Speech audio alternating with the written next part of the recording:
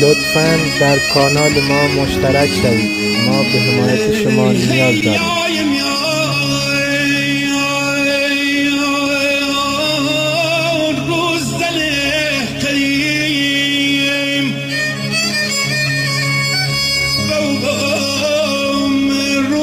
خشیبی افسوسش مردمون پیرابی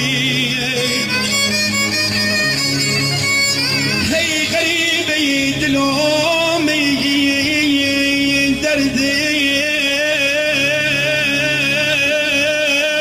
بغیبی هی بلال بلال